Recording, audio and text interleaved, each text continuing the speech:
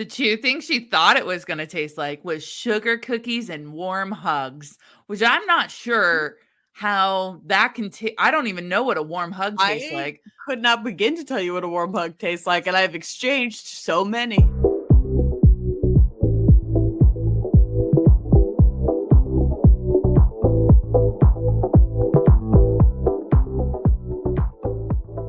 Hi. Hi. Happy holidays and Happy Merry holidays. Christmas to Ho, anybody that ho, celebrates. ho to So, you all. lots of greetings here. Say Smut, a literary podcast. It's a podcast for readers and non-readers. You bet it is. And that is Sarah, and she loves books. And that's Hope, and she loves talking to me about books. Each episode, I break down the plots of some pretty wild books to Hope, who hasn't read them. And today, we are going to give you another wild ride before we take a hiatus in the month of January, because starting the new year is just crazy. Mhm. It is. We're busy people. We're busy people. Some of us are political reporters and have to worry about the election. And also, I'm here. Well, you're going through your busy time right now True. as somebody who works at a bakery. So True. We just need a little downtime, and then we'll be back in time for February, where we're going to do some spicy stuff for Valentine's Day and Hope's birthday. Yes, it's the hottest day of the year. The hottest day. So we're going to dive into our book today for our last holiday theme, but we will be giving you guys 2 more mini episodes, one later this week, which is going to be a wrap up of kind of our final thoughts of everything we experienced this year, our favorite book covers, our favorite research we've done, our favorite, obviously all around books. And then we're going to ask each other some fun questions. The second mini-sode is going to be, we're going to bring our friend Liz back on, who's a big reader, and her and I are going to go through our favorite books of the year overall. And it's got good stuff for everybody. She reads some of the same books I do, but for the most part, we have different tastes. So everybody who's interested in reading, you can start your TBR list for 2024 with us. Now, with that said, I want to tell you a little bit about The Naughty List by Ellie Mae MacGregor. I'm ready. So obviously it's sexual content for content warnings. There is a minor mention of like infidelity and toxic relationships, but I'm not going to get into that too much, but that's in the book. On Storygraph and Goodreads, it both has a 3.62. Wow. Exactly. Consistent. I know. Very consistent. But I'm going to tell you a little bit about Ellie first. She is bisexual and demisexual, genderqueer author.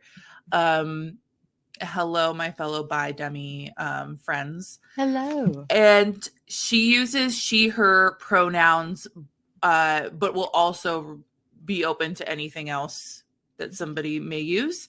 According to her bio, she is here for the cinnamon rolls, happily ever afters, and the monsters with a heart of gold. You can typically find her under a weighted blanket. #same. Same. And I love this little end quote on her bio, which says, quote, "One time I wrote a sex book about Santa. You should read it. Even my therapist did." End quote. That's amazing. So we read the book and we're here to tell you about it. Hope, woohoo, are you ready for The Naughty List? I can't wait. Well, we open on Kate, who is a newly single mom. She has 2 kids, a soon-to-be ex-husband who arrived on her front door a few days before Christmas and said, "I'm taking the kids on a cruise." And so now here she is, Christmas Eve night, alone in her house. Ooh. Yeah, kind of sad, right? Kind of sad. As a child of divorce, I can't even imagine how sad this would be if your kids, like, you were planning on your kids being home and then they aren't home for the holiday. Yeah, that's a bummer. I'm surprised she even said yes to letting her kids going on this cruise last minute. Yeah, I hope that she's stocked up on like a bubble bath and maybe some wine. As she Maybe should, like yeah. a nice book, maybe some Well, snacks. you're very close. Ooh. She got a generous glass of wine in front of her. She's sitting on the couch in some sexy lingerie. Nice. For what reason? We don't know. Hey, can't wear that when the kids are home. That would be weird. No. And she's got an e-reader full of erotica, and Amazing. she's settling in for the night. But unfortunately, she's just so sad that like the mood's not hitting her with this reading, and she ends up falling asleep on the couch. Okay. Fair enough. Sometimes, most of the time, if I'm reading something and laying down, I will fall asleep. So, as somebody who was just sleeping on my couch about 20 minutes ago, it doesn't take much, man. Hold on. I do have a question that's slightly unrelated before we go further. Lay it on me. I have realized that there are two groups of people who nap on the couch and people who nap in their beds. And typically you are one or the other. So tell me, are you a nap on the couch or nap on the bed person? I have a preference, but in fairness, I can fall asleep anywhere and will. I fall asleep on the couch a lot while I'm trying to watch stuff. I prefer to take a nap in my bed, and it helps because we have like my husband and I have a bed, but then we have guest rooms too, and those also have beds, like our old beds. And so my old bed is in one of the guest rooms, and it's so comfortable, and I will go take a nap in that, and it's clutch. That is so wonderful. It's ideal. I am definitely a couch person unless like I know I'm like sick or something, but I am a couch person that it makes me feel like I'm not committing to too long of a nap if I do it on the couch, but then I'll sleep for 2 hours. So like that's not even a resourceful excuse. I was gonna say I've got a minimum hour nap. Yeah. So. Okay, so let's switch to Nikolai's point of view. Ooh, Nikolai. We'll get into some naming things later. He's been working hard all night delivering toys across the world. Oh, exhausting. Quote, but deep down, Nikolai knew that he needed more than a good night's sleep or a cat nap on the couch of an unsuspected homeowner. Because he wasn't just tired, he was weary, end quote. Oh, yeah. Is that supposed to be polite Santa code for horny? I suppose so. There's a lot of internal dialogue of these two people being extremely lonely. Because like I understand being tired, but being weary to me is just like kind of sad tired. So like to be like, and that doesn't scream horny. Yeah. But I was trying to figure out if they were just like being delicate about the situation because it's the clause. Well, yeah, let's get into the clause, which is that he used to work under his dad, and then he worked under his brother, and then his brother moved to the Keys a few years ago with his wife. So now Nikolai has inherited the Santa Claus role. Okay. I see. I do love this concept because understanding that like that Santa Claus is like an eternal force is kind of overwhelming. And I like to think that it's like something passed down, through the family. That is the premise of one of my favorite Christmas movies, which is Arthur Christmas. A wonderful Everyone should check it out. It's great. So he loves his work, but wants a partner and kids and a family. And he stated in the past, when he wasn't Santa Claus and was, just working for Santa Claus. And he just never had that special spark. Okay? No, he didn't find his Mrs. Claus, Absolutely not. So he decided to take a break when he approaches this lovely, cozy brick house. And he goes inside, makes his way down the chimney, and steps out only to approach the couch and find the most beautiful woman he's ever seen already in lingerie. Well, of course, she's sleeping in this sexy lingerie. So he starts getting turned on. And he's just like kind of watching her. And he's like, look, some people may believe that because of my profession that I like watching people, in a creepy way. But that's not my thing. And he That's great. I'm sorry. That tickles me so much. there's a lot of this that will tickle you. They say he sees you when you're sleeping and he knows when you're awake in one song, and everyone thinks Santa's a fucking creep. Oh, just wait. We get into like a lot of the lore. So he sees her and is like, oh my gosh, I'm already getting a boner. And then she, like, in her sleep is like maybe going to masturbate and like starts putting her hand down the blanket. Who hasn't been there? I'm not even going to start on that one. So then she wakes up and spots this Santa Claus in her living room. Okay. Would you like the description of our Santa? Very much so. Okay. So we've got the white hair, obviously. Mm-hmm. We have the white beard, but it's more trimmed than like the traditional big beard. Sure. Obviously, we've got the red suit. Got to. And this is a direct quote. Quote, but this man looked like if Santa played rugby and chopped wood in his spare time. End quote. So we've got a ripped Santa. Who's to say that he doesn't, first of all? You're making the North Pole. That's a tough, rough and tumble lane to live on. Maybe he has to chop wood in his spare time to stay warm. Yeah, and who knows what the culture's like? Maybe the number one sport in the North Pole is rugby. You don't know anything. Yeah, come on. Get a little more cultured, Kate. God. Get together, Kate. So Kate is convinced that she's still dreaming. Sure. Okay, yeah. So because it's logical. And so she starts touching herself. And she straight up tells him, like, come over here, like kind of crooks the finger at him. But then like stops him and is like, don't speak. I don't know why that was like a no. And his natural response to her telling him not to talk is to suck on her finger. Oh, I don't know that would have been my natural instinct, but no, okay. Absolutely not. Maybe that's just me.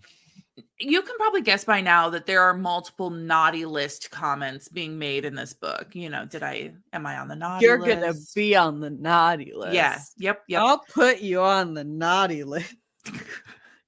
So she takes him to her bedroom, and because we have a theme, I think you need to know that there are red silk sheets on the bed. Incredible. How expensive. I know. I don't typically go into great detail about the sexual elements of a smut book to try and appease everybody. Mm-hmm. But I would like the record to show that this was the first time in all of my reading experiences that I have ever read the word labia in a book, especially during a chapter that's from the male's point of view. Oh. And I will tell you, it happened more than once. Honestly, I'm kind of impressed. Have you seen those videos on social media where they go out into like, you know, Central Park or something, and they're asking people, you know, can you name female anatomy, like the actual scientific terms of all like the parts of women's I'm sure anatomy. Most people absolutely can't. Yeah, no, they can't, so, especially men. No, I would say no offense, men, but I really can't. So Santa knows everything though, so this is different. Santa is all knowing. So again, I get that this book is called The Naughty List, but there is a punishment kink and lots of spanking that took me by surprise for some reason. Like I was like, interesting that this is the route we're taking. I don't know why it threw me off. Turns out naughty list kids get better gifts. Yeah, fuck the coal. Yeah, it's so I'm not even gonna follow that up. It's a different lump of coal. Oh my gosh, I'm sorry. I hope we already only have 2 brain cells to rub together when we do this podcast, but this week especially. My 2 brain cells woke up at 3:30 this morning, everybody. I don't know what to tell you. Ooh, okay. So during this spanking escapade, she realizes... I'm ready. It's fine. Are you sure? I'm good. I'm so good. I asked if you were ready for this book. I thought I was ready for the jelly, and then I patently was not. Now I'm ready. Okay. So after this spanking escapade, Uh-huh. she realizes if this wasn't my dream, then why do I feel the pain from the spanking? If this is my dream, what are these bruises? And all of a sudden she comes to her senses and starts freaking out. And this is just an aside. Nikolai finally speaks, and I want you to know he has a Northern European accent, and I love that for him. Well, I love his that name we're is doing Nikolai. no, but I just the attention to detail in I'm some happy of these about scenes. it too. Yeah, that's good. So she says, the book says, quote, she looked down and noticed one of her boobs was still hanging out of her bra. She plopped it back in, end quote. And how real. that is one of the most relatable things in the world. So real. Any woman who goes to sleep wearing a tank top Oof. knows that you have to sometimes plop your boobs back into place. Just tits abound here, there, around the square. Toss a tit, as we say. Toss here at a tit. So she asks him who he is and why she's in his house. Or why? I even wrote that wrong. Why he's in her house. I can't believe they have had intercourse, right? Or is it just spanking? It's just foreplay. Okay. It's still, I can't believe how long it took for her to be like, I'm not dreaming. And I'm so tired of these female main characters very knowingly getting into situations and knowing the truth of the situation and then being like, oh my gosh, my door turned into a man after I had sex with him. After I had sex with him, after I was told explicitly that by doing so, it would become a man. Or like, there's just been so many books we've read that are like, oh no, I did this very apparent thing that was going to result in a certain way, and it resulted in that way, and I'm shooketh. I was told a very specific consequence for a very specific action, and then when I did it, the consequence occurred. I can't believe it. So then she like doesn't believe that he's real, obviously. Sure. And I wanted to sit back and be like, where do you think the mysterious gifts come from every single year if you aren't the one buying them? I have always been puzzled by this part of Santa Claus lore, is that like when you see Christmas depicted, well, if you have children, get your children out of the room. I'm about to talk about Santa Claus in a way that I hope you're not listening to this podcast. You should not be listening to this with your kids. But second of all, get them out of here for the Santa Claus. Get them out of here for the Santa Claus related thing I'm about to say. Bring them back for the smut. Content warning. Content warning. When you see like it's Christmas in shows and movies, Santa will have come and brought presents for kids, like, and in the world the parents are always just kind of like nonplussed by, like, they don't believe in Santa, and also they're not really surprised by these presents they didn't buy for their kids. Exactly. Like, am I supposed to believe that the magic of Santa alters the minds of parents so that they think they bought those presents? I don't know what I'm supposed to do here. I so agree with you. I think this is like a huge plot hole of Santa Claus. And she claims that she always believed it was her soon-to-be ex-husband that bought that for them. I was like, well, you find out the ex-husband is a piece of shit, so I doubt he was buying gifts for his kids. But also, and in fairness, my dad often doesn't know the presents that we're getting for Christmas from him and my mom. So. Exactly. And that says, I think that's true for a lot of families. I think so. But Saint Nick, sorry, I'm like trying to Nikolai, Santa Claus, whatever you want to call him, is like, you know, well, a lot of families that's what happens. The spouse thinks the other spouse bought it for them or like whatever. And I'm like, I think that's bullshit, but okay, that's a nice excuse. Anyway, so in this haze of confusion and flustered scenery, she whips out a taser at one point. And just we've really gone from one end of the spectrum to the other in terms of mood. Yeah. So he convinces her if you are Santa Claus and you have to convince this girl you really want to have sex with that you are really Santa Claus, how are you going to do it? Gotta show her the reindeer. Ooh, that's a good option. Yeah. He Or pull convinced something out of my magic sack. that was a great innuendo. Thank Yeah, you. thank you. Continue. Sorry, I had to get it in there. Yeah, no, there's a lot of opportunity for that this episode. So he, takes his hands and flips his palms down and makes it start snowing from his hands to show her. And he was like, "This feels like a cheap magic trick. This You feels like a know, party trick." that very well-known magical trick that Santa Claus can do. Make it Yeah, snow from his hands. yeah. So she's like, all right, I believe you. This is insane. But then they start making out because naturally that gets all the women is when you start making it snow. That would be my natural next step for sure. Forget making it rain in the club. Make it snow. We get snow right in my hands. It's not long until the punishment fetish turns into edging, which for those who may not know, edging is when somebody likes to almost get to a climax, but then withholds so they don't actually climax. So then they repetitively like kind of almost get there and then they withdraw, almost get there and withdraw. So he's edging her and he makes her tell the bad things she's done over the year to earn her spot on the naughty list. Wow, incredible. I love it. I know you are never going to guess this. So I want you to guess what she's done this year to earn her spot on the naughty list. I hope it's like tax evasion.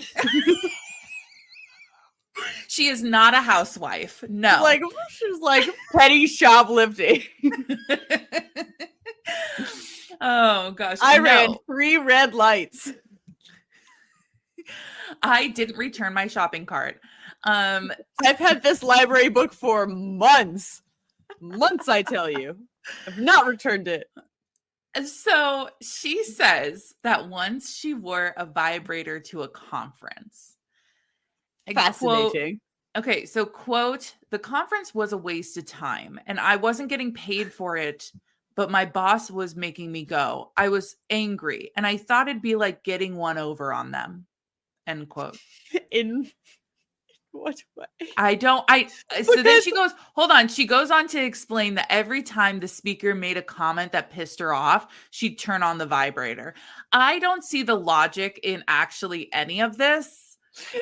Neither do I. And also, all you've really done is put yourself in a situation where you have to pretend very hard that you're not orgasming in front of a very large group of people. Like, why would you want to put that kind of a pressure situation on yourself? That's a nightmare.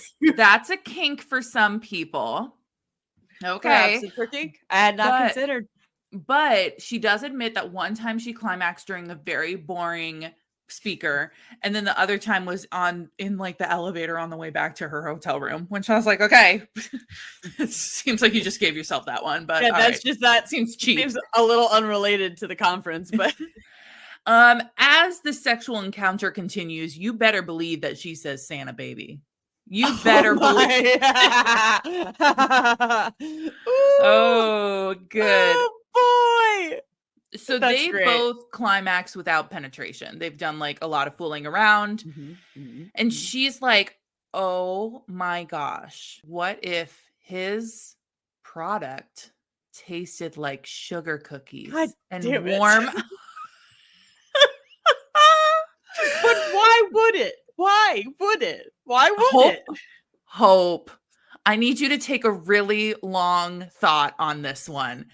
How many books have we read? No, I understand why. Like, Santa has cookies and milk, and it would just be a fun fantasy if his jizz tasted like cookies and milk. In the same way, it would be very fun if a pumpkin's jizz would taste like this. And the pumpkin one, I think we could say makes sense because pumpkin has, pumpkin is a pumpkin. So, like, things that come from it are going to taste like pumpkin. Yeah, that makes sense. But, like, just why? Okay, so know it's going to taste like jizz.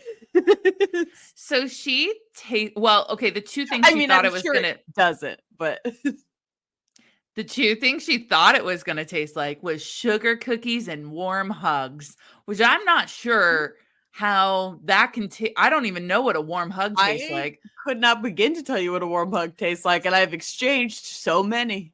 Maybe I'm doing it wrong. So she tastes it, and he's like staring at her like, "Oh my god, what are you doing?" And Valid.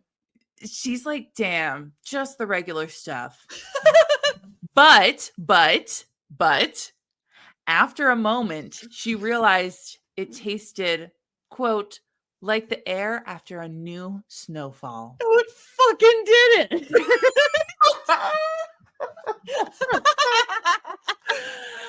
I Oh no. I Oh, just sorry. the fact that I'm like, first of all these things, not sure how you're tasting them, and just knowing that's what it is. I But love this book. she was like, it tasted normal. And then like right at the end there's that nutty taste, there's that nutty aftertaste.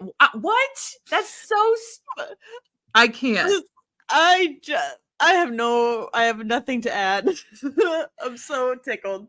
So she starts laughing hysterically, as Hope and I have been. Yeah, same. I get it. Because one, she just got into a few bases with Santa, and True. two, he tastes like snowfall. And he's just staring at her like, okay. So Very anyway. Gilmore Girls, it smells like snow. Oh yeah. So then they go and take a shower, and she sees him naked. He's got tattoos. Ooh. What kind do you think he has? He's got reindeer. He's got presents. He's got Christmas trees. Maybe some jingle bells. Are his balls jingle bells? Because that would be fun, I think. Oh my gosh. I would love nothing more than to tell you that. It's not in this book, but that's incredible. Well, I didn't write it. Or like little hollies. Or like little mistletoe. Like a little mistletoe. Just his balls are like, a little mistletoe under that shaft. Okay, well, it's none of those things. So many options for the next book. You know what? Ellie Mae MacGregor. We are now co-authors, and we are telling you what's in the next book. So he is covered in geometric snowflakes, covering his forearms, which that's actually kind of hot and kind of cool. And I love a good forearm tattoo. That is a weakness. It is hot and cool. I love a forearm tattoo. I knew the whole time that you meant the forearm, but also in my head, the way you said it made it sound like he had 4 arms, and that was a very spooky Santa that just I got to envision in my own head. We are still thinking in monster smut. I know it's mentality. Not October, and it hasn't been for a while. This is magical smut, not monster smut. I know. Gotta focus. Okay. We're back. We're in the magic. But that's not all. I feel like an infomercial at 3 a.m. But that's not all. Call right now. He's got 1 nipple piercing. Nice. I love this for him. Is it a candy cane or an icicle? I wish they would have told us what the piercing was. But then he instigates kind of a game of 20 questions, essentially. He's like, I want to get to know you. Let's get to know each other in this shower. And if you let me ask my like 5 questions, and they have to give detailed answers, then I will help get you off again. Right. Oh, that's kind. Sure. So she's like, hold on, I want to ask questions too. So they start kind of getting to know each other. At one point, she asks about the names in his family, and he tells her they're all variations of Nicholas. Like his dad was Claus, his brother was Nicholas, he's Nikolai, his grandmother was Nicola, or I can't remember. But then she asks what his mom's name was, and he's like, oh, she's Tanya, but she married into the family, so that's different. Tanya. she's actually Tanya Harding, and that's why she's so good at ice cream. She's the ice queen, and so they're married. So at this time, I asked Hope, because she's had a really crazy busy week, to do like the briefest research on the naming of Santa Claus. And just for a little background, I come from a Dutch family. Mm-hmm. And so that's why earlier on I almost said Sinterklaas, because we refer to him as Sinterklaas. And so sometimes like There's lots of names. So why don't you help us out here, Hope? There's lots of names. The good news is that I previously did a lot of research about this. The bad news is we have no idea where it went. Nope. And this week is too crazy, and I'm so tired. And so everything I'm pulling is just going to come from the History Channel's delightful, really whole page on Santa Claus. But I'll try and remember the stuff that I pulled back from my other research. But this is going to be like the shortest research I've ever provided. Look, it's okay. You over provided last time. I think this all evens out. I did. Last time I basically did a whole separate podcast. This time I will not. So Santa Claus, the name, comes from Sinterklaas. You are not wrong. It comes from that Dutch Saint Nicholas, or however you pronounce that, Sinterklaas. But Santa is from the Saint Nicholas, who is known for like giving to the poor and helping children and helping people and being nice. And then we got lots of different kind of Santa figures from that lore. But the Dutch in particular really love Santa, or who we would now call Santa Claus, but Saint Nicholas. What I am remembering a little bit from my previous research is that before there was Christmas on the 25th, they would celebrate like Saint Nicholas Day, and that's on a different day in December. And that celebration stayed very, very prominent in Dutch culture over time. And so they had Saint Nicholas and Sinterklaas, and eventually brought all of that over to the Americas when people started immigrating over to the Americas. So America didn't really get Santa till like around the mid to late 1700s. There was a newspaper that reported about Dutch families who were coming to celebrate like the Feast of St. Nicholas, because at the time a lot of immigrants would live within their own communities in different cities. So there was like a newspaper reporting about how all of these Dutch people were celebrating this holiday, and then that kind of became part of a New York tradition. And then in a fake history book they talked about Santa Claus. It's a whole thing. Okay, but the LDR is that it's pretty much that Santa Claus specifically comes from the Dutch, and all of the other origins of Santa's name come from variations of Saint Nicholas. Well, I will chime in here now that I know it's about me again. Please do. It is. This has been about Sarah the whole time, actually. This is Sarah. I think I want you to know that in the research I can't find, there's a part where I was specifically like, I am going to give a very brief snippet about blah, blah, blah Dutch history. Sarah is the expert on all of these things. She will interject what I'm missing and where I'm wrong. And like something like that in my last research that I just couldn't find. Well, what I can tell you is that Sinterklaas Day is on December 6th. And there was this tradition, and I don't know exactly if it's Dutch or not. It might be like, from another Western Europe country, that it's like, okay, so Saint Nick, there was a family who lived nearby, and they had young girls who didn't have dowries. And so he had paid for those dowries by leaving money in their stockings that were hanging out to dry. And that's like been kind of a theme. That's like how you do the whole stocking thing. In Dutch culture, we leave out wooden shoes outside. And you put in carrots and celery and whatever for Sinterklaas's. To start at the beginning, we believe that Sinterklaas comes from Spain on a ship. And a lot of people will go to the beaches and sing Sinterklaas Kapoensje. That welcomes Sinterklaas in, and he will come and get off his ship and then get on his horse and ride from house to house. And then, instead of leaving out cookies, you leave those veggies and whatnot for the horses. And then if you were good, you would get a present in your wooden shoe. But if you were bad, you wouldn't get a spanking. Oh no, sorry. That's the book. sorry. I'm wrong. you would get kidnapped and put into a sack and brought back to Spain to work off your penance. And so it's like a lot scarier than coal. That is frightening, yeah.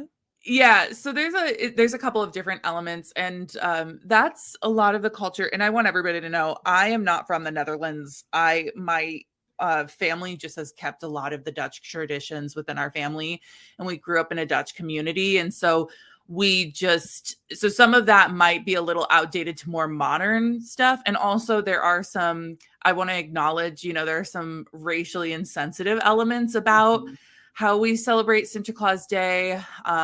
There are two Petes that historically have been Black. And so there's obviously, racism elements in there, which is not good. And we don't appreciate that. I just want to acknowledge that this is not like a really great tradition at all costs, No. So with those things, because the Dutch have to ruin everything. So with that, that's kind of the traditions from my point of view as somebody who was born and raised in a Dutch family. So that's that. Do you have anything else in your research? I do not, because my research is one blurb from an article that I pulled very briefly before this. Guy's making so many cookies. I've been working so hard. Well, Luca was chiming in for the first time. My cat has meowed on this podcast, and he decided to chime in. Okay, so let's pop it back in. She, at one point, one of her questions is asking if there's a Mrs. Claus, and I just feel like you should have known if he was cheating on his wife before you slept with him in any capacity. I would have just assumed yes because of the entire lore of Santa.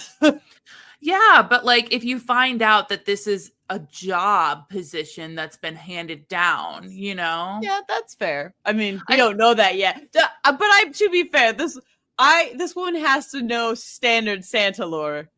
Yeah. But I also will point out that we are in a Gen X. So she is like 43 years old too. And I think like when you're older, you just assume too that people are married and whatnot. I don't know. I just feel like I'd have questions about that before, Yeah.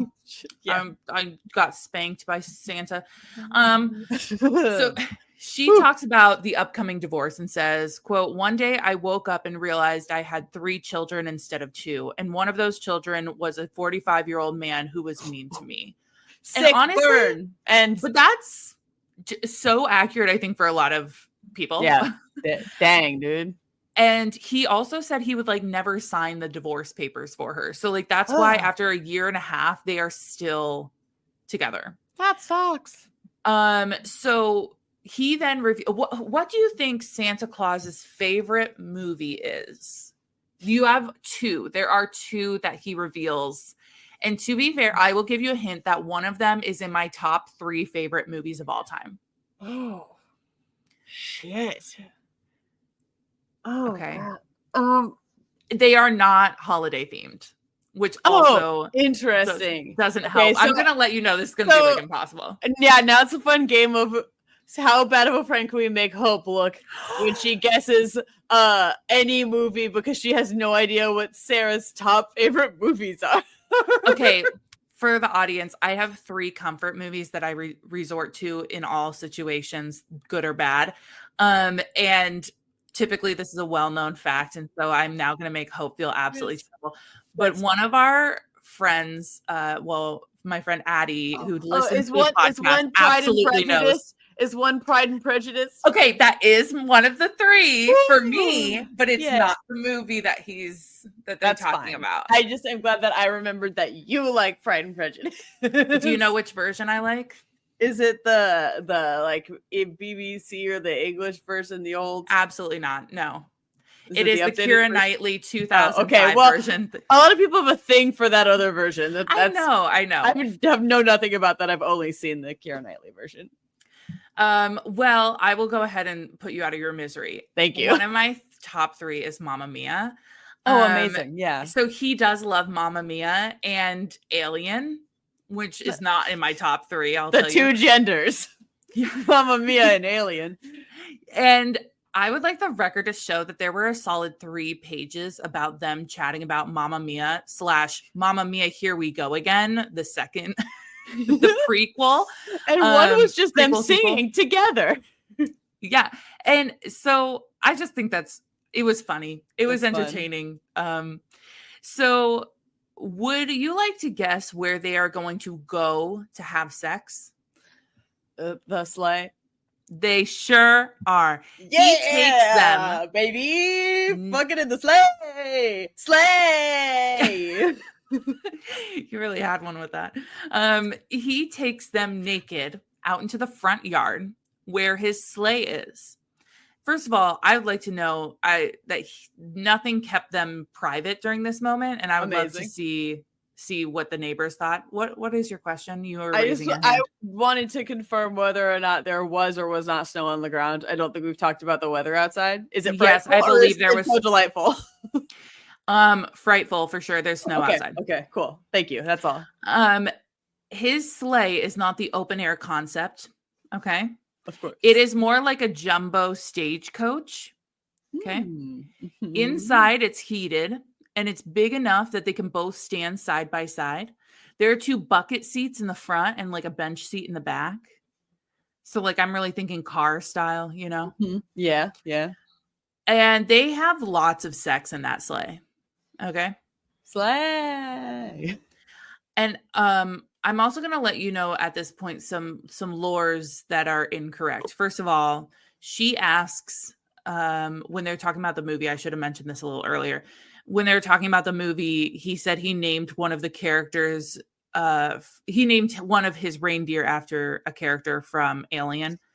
And she was like, well, what about like Dancer and Prancer and Comet, you know? And he was like, they died a long time ago. And she was like, what? And he's like, reindeer have lifespans. They lived wonderful lives, I'm sure, but they are no longer in existence.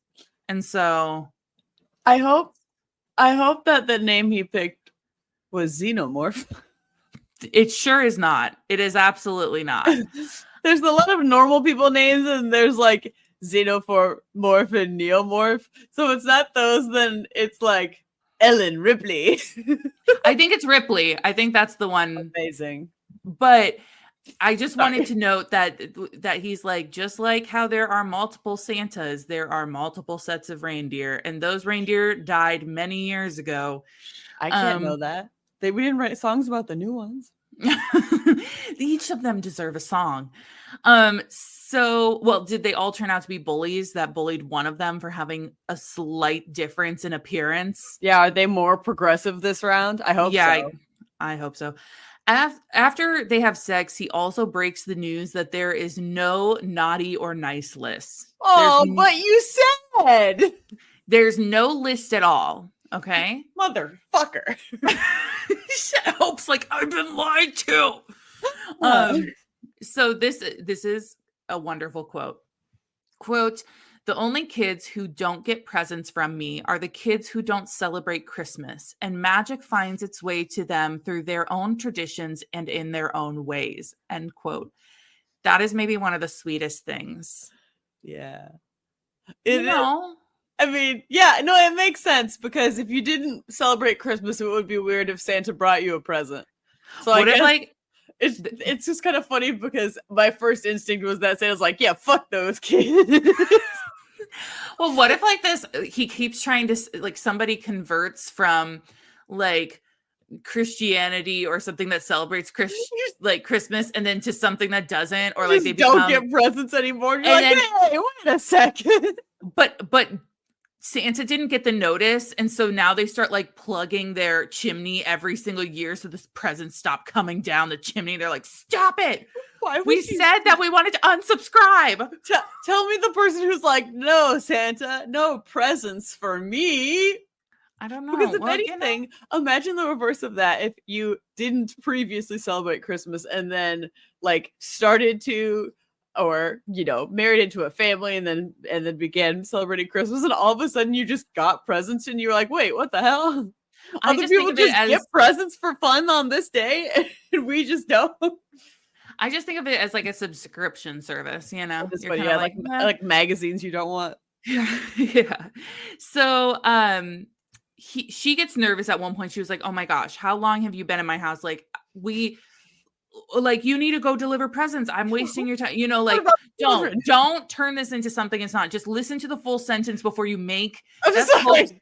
Hope's biggest weakness is hearing half a sentence and starting to laugh because she thinks of the worst thing possible, or like starts making assumptions and won't hear out the sentence. I'm sorry, my Barney imagination is so active. Go ahead. Dial it back. This is the one time I'm going to tell you to dial back. So she's like, oh my gosh, I'm so worried I ruined Christmas because how are you going to have time to get to everybody? And he's like, I control time. Like, I can slow time down. Basically. So he's like, I've been actually delivering presents for like more than 24 hours at this point. Like, so sometimes I slow it down so that I can, use the restroom, have a snack break, take a little cat nap. Yeah. So she's like, okay, come into the house and we'll take a little nap. And so they go into the house. And when she wakes up, Kate can't find Nikolai. But what she does find is her cat chewing at a red envelope underneath the tree. And she's like, get out of here, you cat. And get the heck out of here. I just want to note that there's a cat in the book. She opens up the envelope and they are divorce papers that are signed by her husband. And now ex-husband. And apparently when she fell asleep, he had asked her what she wanted for Christmas. And she said, you. And then added, and that ass ex of mine to sign our divorce papers. I'm ready to move on. I want a divorce for Christmas. Santa. So Nikolai left a note saying that he pretty much went to her ex on the cruise ship and like forced him to sign the divorce papers. But he says, quote, I didn't get these divorce papers signed to make room for myself. I just wanted to put a smile on that beautiful face of yours. And then at the end of this letter, he leaves his phone number because Santa Claus has a Verizon family plan. And that's the only thing I can think of.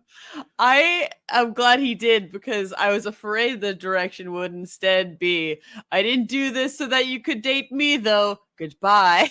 That was a great one night stand. We had a great fun time. Audio. There's a bajillion houses on Earth. Yeah.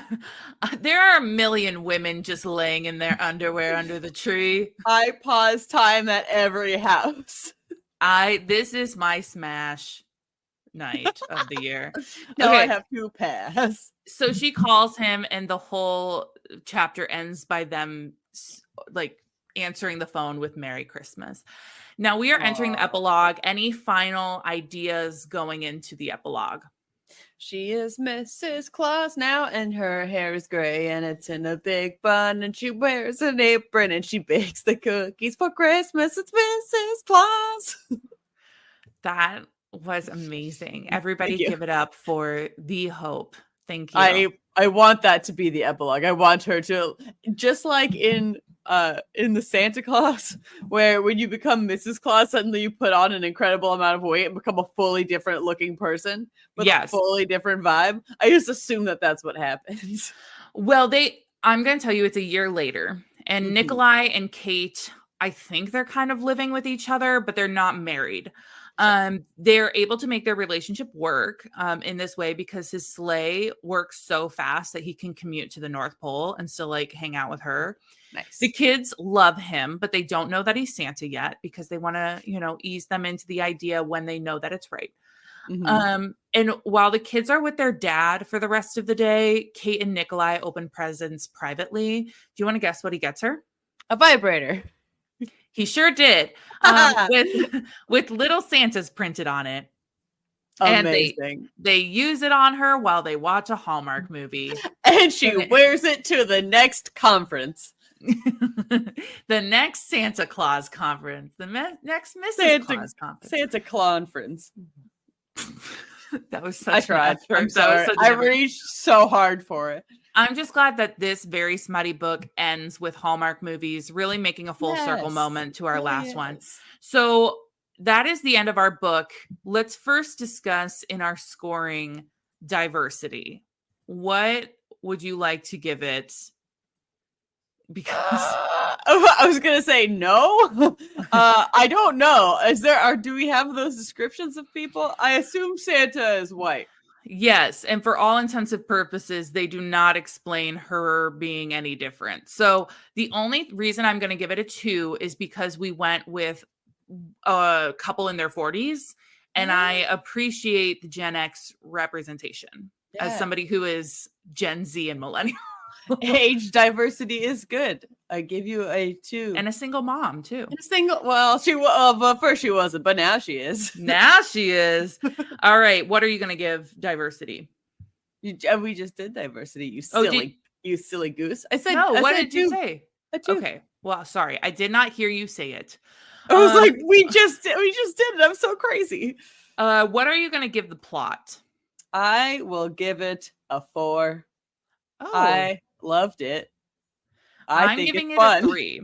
I'm giving it a 3. It was fun, but there really wasn't a whole lot of like the only conflict you can really think of is that like she needed that divorce paper and they were both lonely. Right. That's it. Right. And for like a brief moment, she was afraid she ruined Christmas for the world's millions of children. That's so true. So what I'm giving Smut a 4 because that was a pretty fun, active. It had a lot going on. Yeah, I was gonna give it a 4 as well. I right. was proud of that and its locations and its labia discussion and its all kinds of good stuff. It's edging, lots of variety happening. Yeah. Now please describe our cover for us, please. Here we go. I can't wait. Let me open this page. So the cover of the naughty list has very minimal background image and it's like white, snowy looking. And the majority of the cover is, I assume, Nikolai from about the nose down. So like you can see his nose. He's got a really incredible mustache that goes into his kind of shorter beard, white, a little curly, not super curly. And he's wearing a very handsome red sweater, which makes up pretty much the bulk of the cover. And then over his chest, first in little font, it says, Santa comes more than once this Christmas. Lol. And then it says, The Naughty List, an erotic Christmas novelette. Ellie Mae MacGregor. Thank you for this. I like this cover a lot, actually. I did too. I'm gonna stick with a 3.5. I think it's solid. Like, I don't think it's anything crazy. What are you gonna give it? Yeah, I'll give that a 4. I like 4. It. Okay, you were generous. What I assumed it was gonna be was like in my head, I was envisioning like a big, buff, shirtless man in like very stereotypical Santa Claus boxers and a Santa hat. And I'm very glad that that's not what it was because that just felt too easy. Yeah, it really was. I do like it. It's a cute cover. I have a 62.5%. You have a 70%. Let's wrap us up with our final Say Smut moments. What is yours? I mean, tell me more about this snow cum, please. I'm so bamboozled. Second only to being spanked by a man, and then after being spanked by a man, being like, wait a second, that's not a dream. Yes, I am with you that the snow tasting cum is a lot, first of all. And the fact that it was like just a hint of it, you know, at the end, like it wasn't the initial, but also the fact that it was like this edging / punishment type thing. It was very interesting for me. Honestly, I'm pretty pissed that the naughty and nice lists aren't real. I'm pissed that Dancer Prancer aren't here to, answer for their crimes. But anyway, that is our book. Thank you for joining us. Thank you for joining us for 2023. Yes, what a gift. You can find us if you so choose on TikTok, Instagram, and I'm giving up on Twitter at Say Smut Podcast. Additionally, we'd love to hear your book recommendations. Send them our way via email at saysmutpodcast@gmail.com. Also, feel free to pop us a rating. Maybe you're in the giving mood this season, you know? Just don't be like unnecessarily mean. Be mean with a purpose. Yeah. Don't be a Grinch, if you will. Yeah, for sure.